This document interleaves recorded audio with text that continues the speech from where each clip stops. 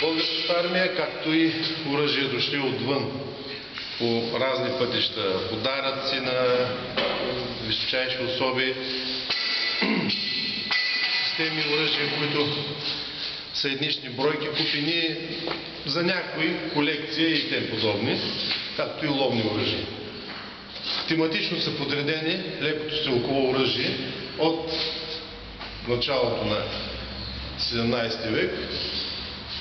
Пушки с предно пълнене, турски пушки, арнаутски. Част от тия системи са... Варио обича да се баря, не се притеснявайте. Като част от тия оръжия са правени в кефичиста работилница град Сливен. Поне в исторически аспект, то и малко информация. На следващото пано са оръжия, които са вече по-развити. Френски, английски, капсулни пушки, оръжия, които са участвали в руско-турската освободителна война. И това цялото пано е с тези оръжия, които са участвали в руско-турската освободителна война. Мартини, Шнайдер и други такива. И тук, в лявата част, са оръжията, които са използвани от руската и от българското опълчение, а тук е оръжието, което е използвано от турската армия. Виждате, оръжието, което е било на въоръжение в българската и в руската армия, в българското опълчение в руската армия, Шаспо, Крънка, Бердана, докато Турция са имали системите Уинчестър, Маузер и други такива по-модерни системи с по-далекобойни. С няколко приказки да ви кажа за системите, които са представени тук в образците оръжие. 90% са работещи.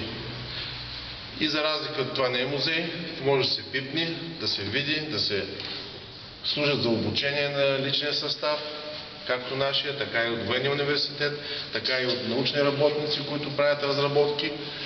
Може да се види устройството на дадена система, какъв е принципа на работа, взаимодействие на частите и механизмите на самата система, как е направено и най-вече повечето са събрани от различни производители. Една и съща система, но произведена в различни държави, в различен период от време. Продължаваме нататък. Тук вече са оръжия, участвали в Първата световна война, Балканската война.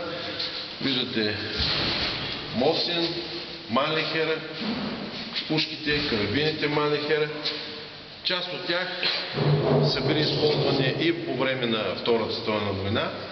Били са на въоръжение в немската, в българската войска, в руската, съветската армия, карабините Мосин и пушките Мосин. И снайпера, който е на втора позиция на следващото табло. Това е също оръжие, което е използвано не само в българската, руската, съветската, немската армия, но и от другите. В Италия, италианската армия има образци, гръцката, сръбската, са пушки Маузер, карабини Манлихер, Маузер, които са били на въоръжение в съответните армии на участниците в Втората световна война. Това е почутата пушка снайперова, която е изработена от трилинейна винтовка, монтиране прицел ПУ, ПЛ1 или ПУ. И с тази пушка, филма, който сте го гледали, повечето когато сте го гледали, Враг пред портата, битката за Сталинград, Василий Зайцев стреля с нея. Докато немският полковник стреля с Маузер, на който е монтиран оптически гледач. Ще го видите на второто табло в средата. Виждате ли? Удобно около в дясно. Минаваме нататък. Следващото пано са автоматични. Имаме полуавтоматични пушки, малко на брой, многозарядни, разни образци. Ето и Манлихер Каркано, М91, това е пак Каркано, Маузер и на различни производители. Някои от тези оръжия, както и малокалиберни пушки, те се оставяха, някои от тези оръжия са били специално доставени в България не за армията, за различни подразделения, жандармерия, полски охрана и други.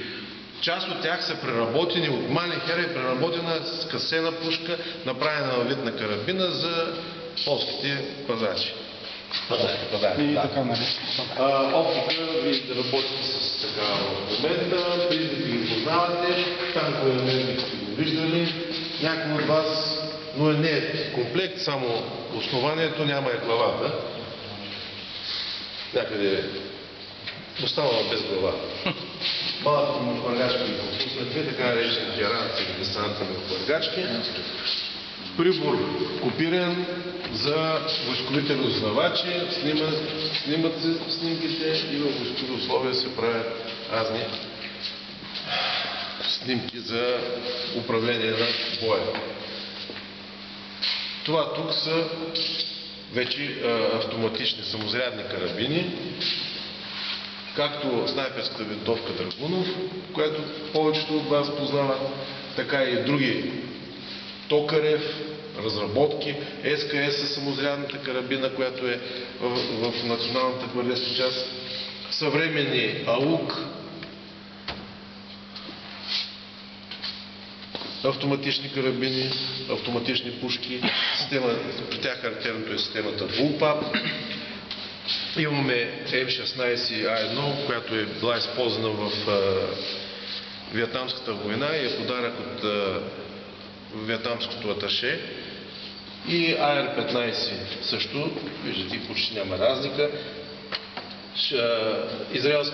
Израелския автоматична пушка. А тук вече започваме, отиваме на картечните пистолети. Това е теодолит, разузнавателен, Хилдебранд, модел 1925 година. Това са картечни пистолети. Виждате ги. Скорпиона. Това е ПА-63. Полския картечен пистолет. Това е разработка опитна. Виждате почти какви са близки. Използвано е, няма нещо ново открито на този свят. Използват се системите, принципа на действие от дадена система с леки изменения и се прави някакво ново.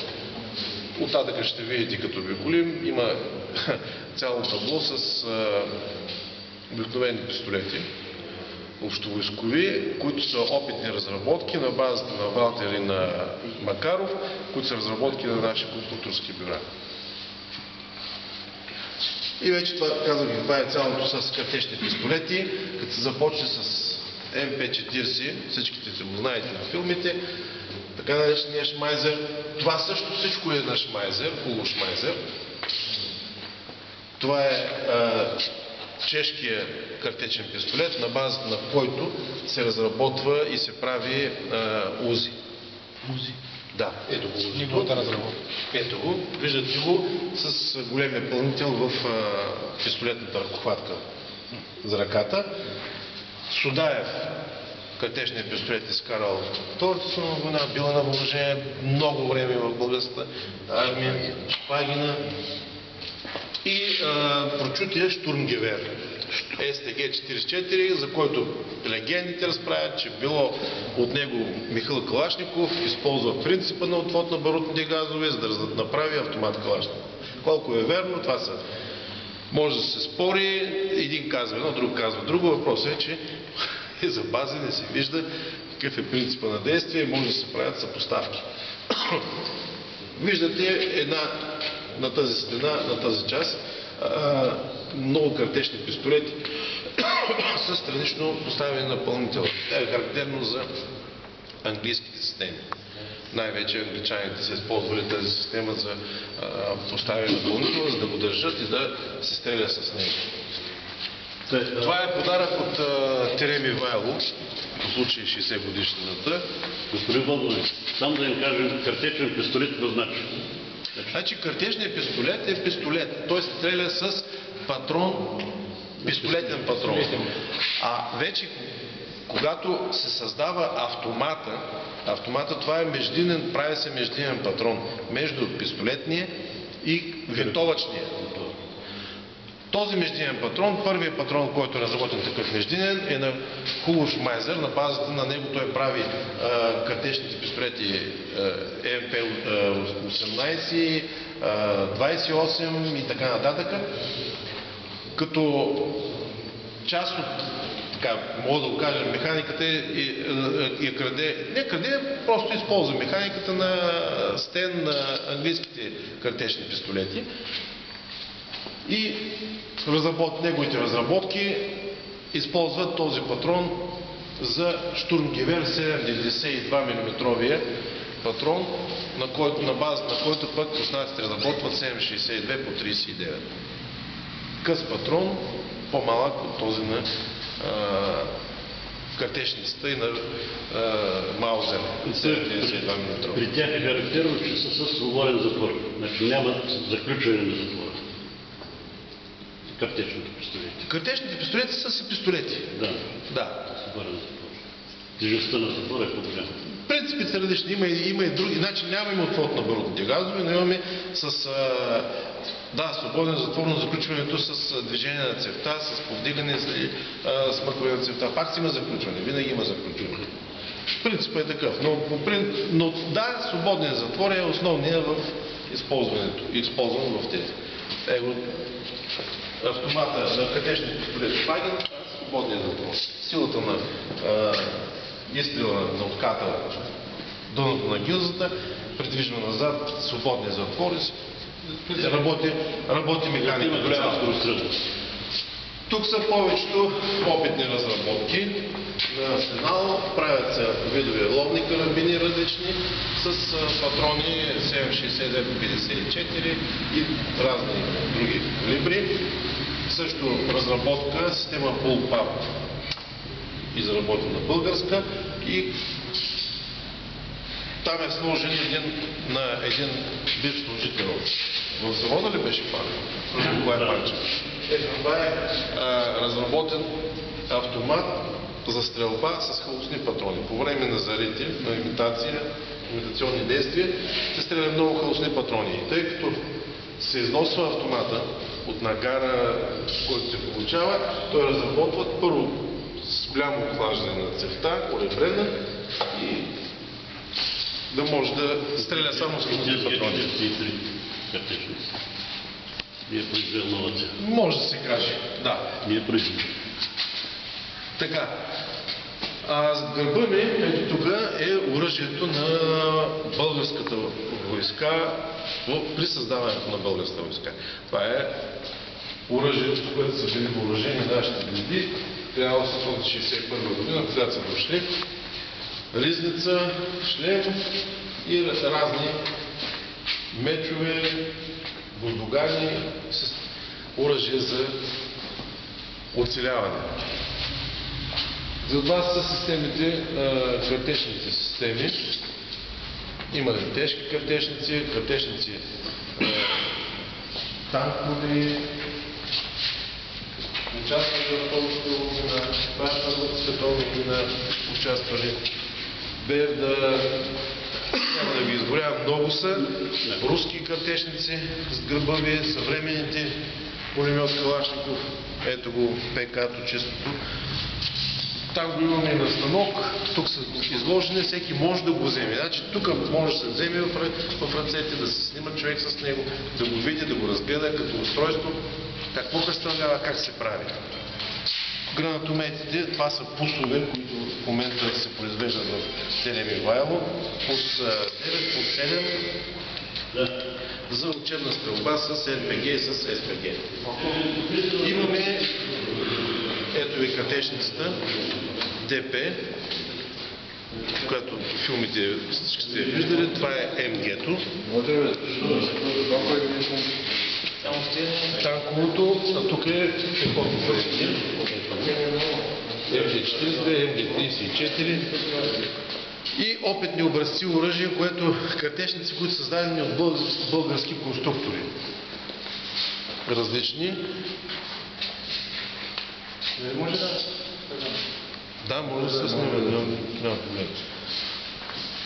Аз мисля, че беше тук, да. Опитен образец, ето е, която е създадена от български конструктор. Номер 1, номер 4. Че къде е? Не в Казанлък. Създадени са в Костнец, в Софийския арсенал. Те са стари картели системи.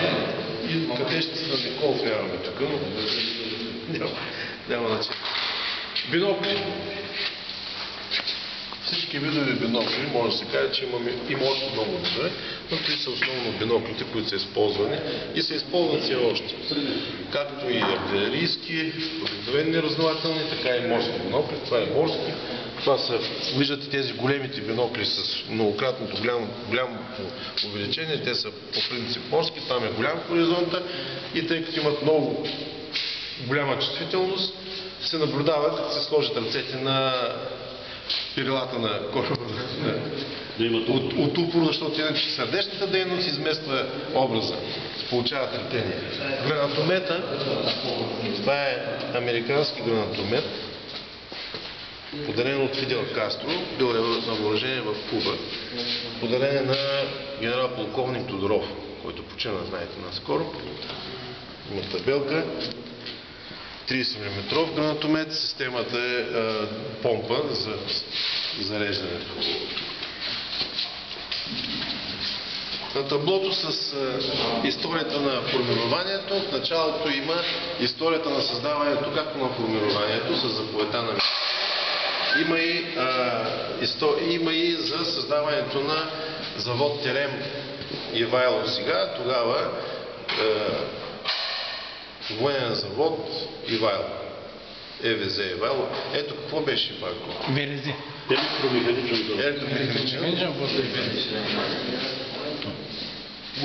Той е създаден 10 години след създаването на поделението.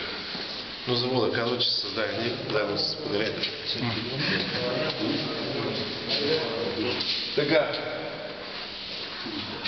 Освен тези обвързаната плата, част от системите са изложени и на тези пирамиди, за да може да се вземат човек да не ги сваля от там, а да ги вземе в ръката си, да види колко тежи, как се работи с него.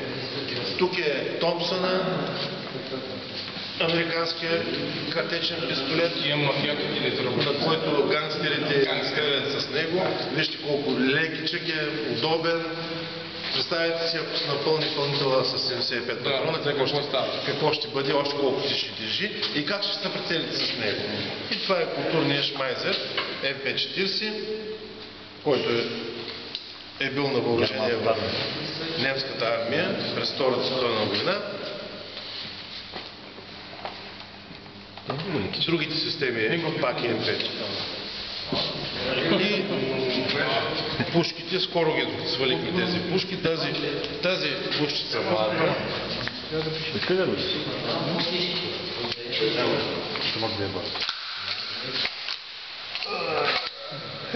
е Малихера 1903 година, производство на Штайер, но е произведена за България с герба, българския герб.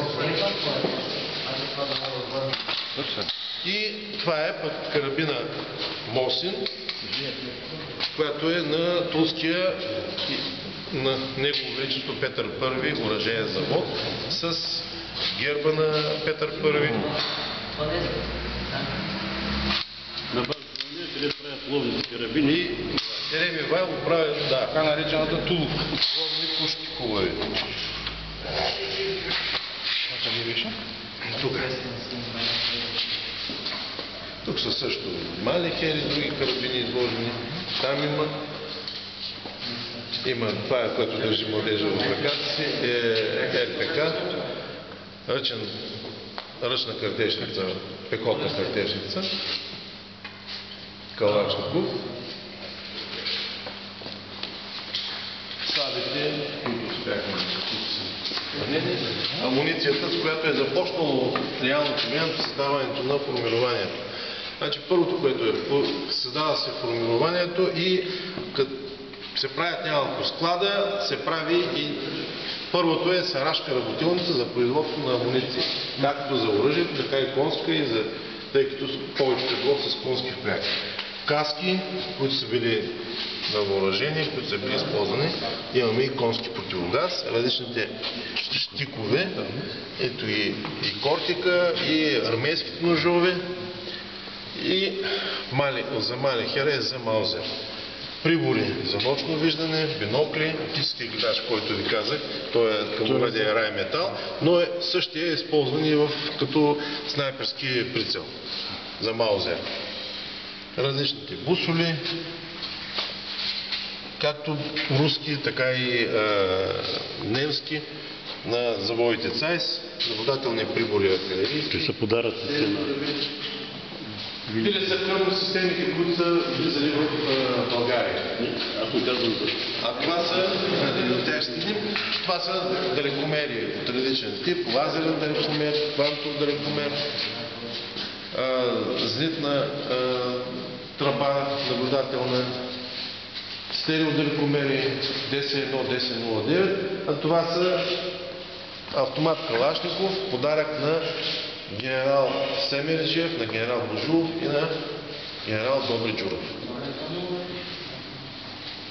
На всеки един той е 10 надписани от различните предприятия.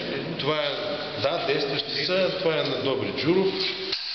Март 1987 година подарен. Да, на Семерджиев, този пак е на... Да, на армейски генерал Добри Джуров.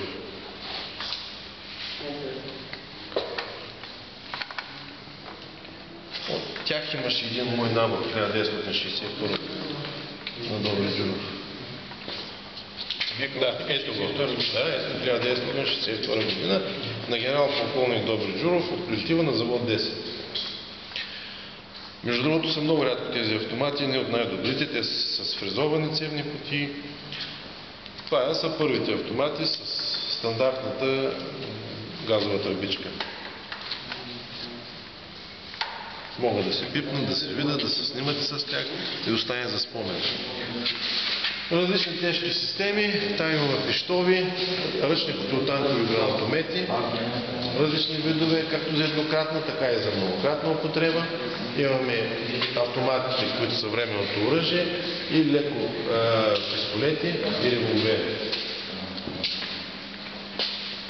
В средата са изложени картечниците. Имаме три уникални системи. Това е противотанкова пушка Структур, която е с герба на цар Борис III, а тази микрогачка е Райметал, която е пак с герба на цар Борис III, по непотвърдени данни е от войсковата част, която е създадена, е почествено на нейно величество на царицата. Колко е верно? Верно вече е друго. И противотанковите пушки, противотанковата пушка Симонов и Дегтярьов, които са изнесли Втората световна война, са били така наречени танкови убийци, 14,5 мм калибър, картечницата СВТ, 12,7 мм, и тук се виждат другите различни картечници. Картечницата ПК 7,62 мм. Това е картечницата на станок на Соколов, това е Викерс, Максим Соколов, на сталафет на Соколов.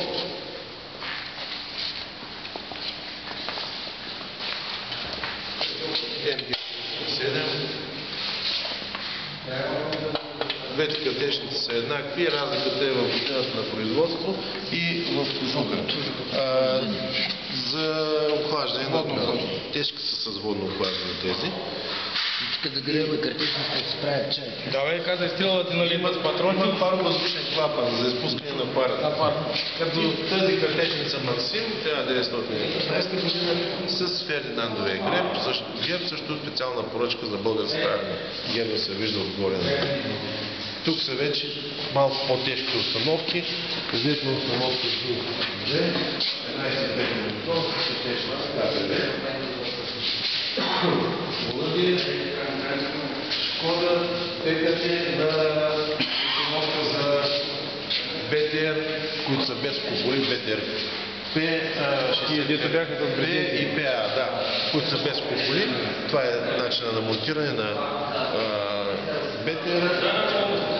12,7 литрова картечница ДШКМ, познавате ви, но лафета е от Т62, не 55, разликата е същия на 55-та, но фланета, който е долу закрепване е различен на 55 е широк, мисля, че беше 90 или 100 мм, а на 62-та е 60 мм.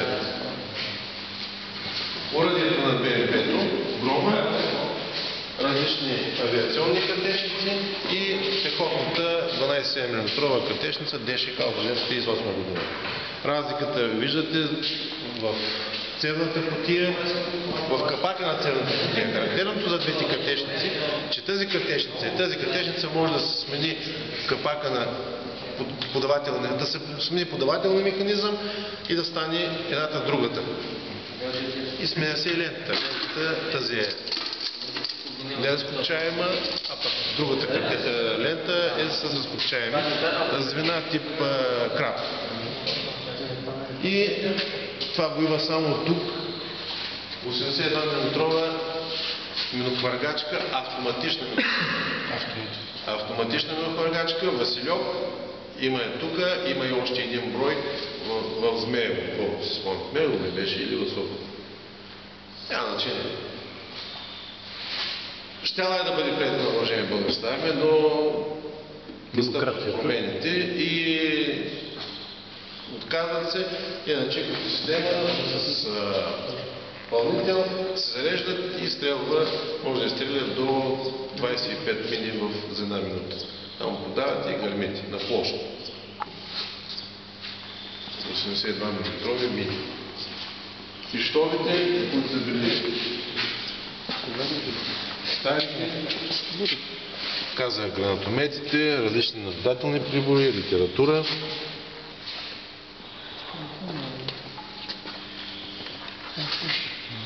Ръководства, машинки за лентоване, револвери, които са били получавани както за спортна стрелба, така и за подаръци на различни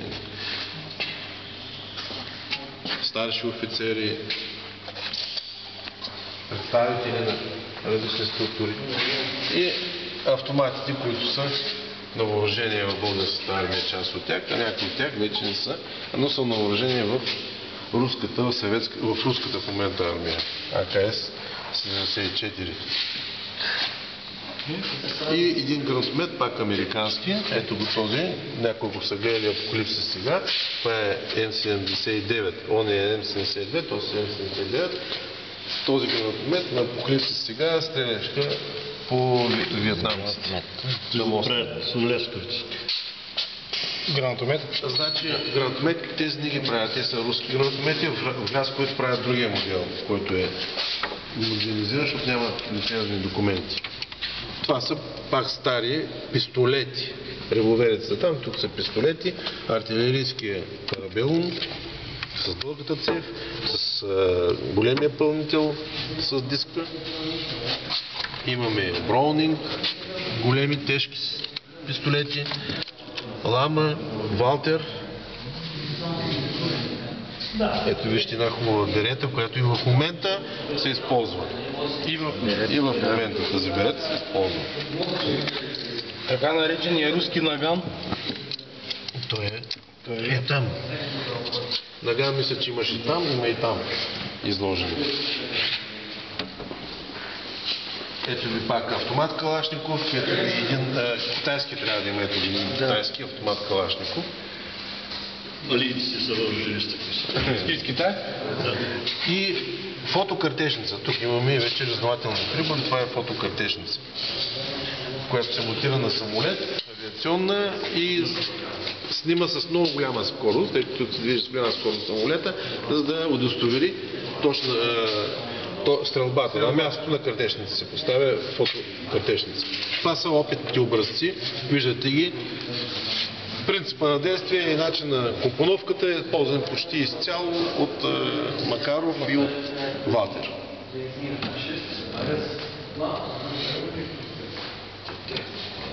Това са на наши конструкторски бюра. В Божуя ще има такова. Картечният пистолет с течки. Това е обикновен пистолет, може да се каже като ТТ-то, но картечен пистолет. Този пълнител го изстрелва за части от секундата. Стрелят автомат. И вече различните пистолети, сброевки, Смит и Уесън, такъв хубав голям пистолет, то са също, ето ги тези целите. Арко са пистолетите, които са тяхна разработка. Може би имате така, виждате, че има много близки работи с Смит и Уесън. Френски, Либерти, Юнион, МАП, Байкал, той нали подобен на Макаров? Той си е Макаров. Това са сигналните пистолети, различните. Тия за сигнални ракети. Да, 26 мм сигнални ракети. И тук са също пистолети на различни производители. Тук са револверите. Наган някой питаше за... Ето го. За руския. Ето го Нагана. Трябва от 1995 година. Ребел. Ето ги. Броунинг. Астра. Ебър. Астрата малката. Другата Астра Куб, която много обичат да я носят. Стар пистолета и той е хубав. И крайно в дясно пък са пистолетите малка. Това